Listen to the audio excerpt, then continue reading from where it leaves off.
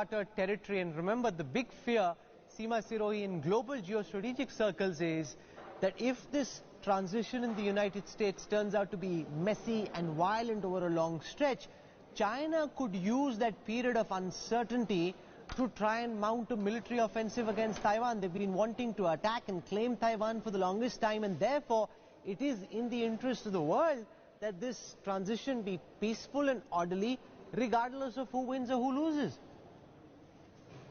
Absolutely. I think as far as the vote goes, unless there are some really big court challenges, the transition should go on peacefully because, away from the spotlight, there is a team already in place, and the Trump administration has assigned an officer to liaison with the Biden campaign. So things are happening behind the scenes that would ensure a peaceful transfer. The thing that I fear is the verdict landing up in the courts in a big way, or if Republicans mount multiple legal challenges that have to be sorted out, and that muddies the waters. And, in the meantime, Trump declares victory or whatever. I think that's a very sort of uncharted territory. So then, that's the question. If President Trump announces, I'm the winner, even if he's not, doesn't wait for the final results to come in, can he, for example, call in the army? We know that the Supreme Court in the United States is skewed heavily towards conservatives. If multiple Republican petitions were to go to the courts, what do you think could happen in such a scenario? I think we know from past experience, the most recent being when, General Mike Milley said that he made a mistake. So I think the Pentagon would be very, very cautious if they're called upon to deploy the military against the American people.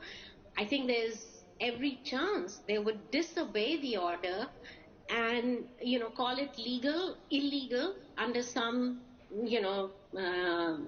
kind of rule. I don't think the military is ready to go. Then, can I have your perspective on this as well?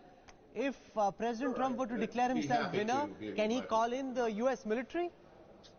Yeah, I think the notion that you're describing here, like an attempted coup d'etat, is quite far-fetched. Of course the president's going to declare victory before the votes are counted, but it's not up to the president of the United States. It's up to the 50 states to decide who their electors go to. There's a process that was set up in our Constitution more than 200 years ago.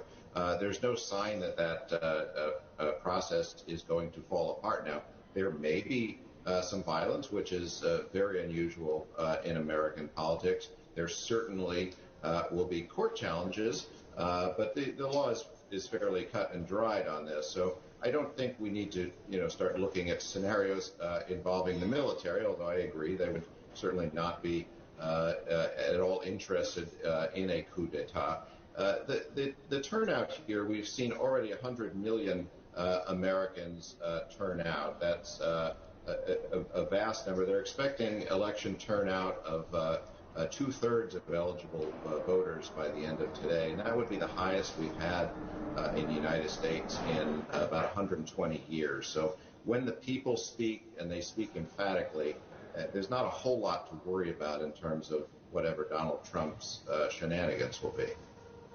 Okay, this is very interesting.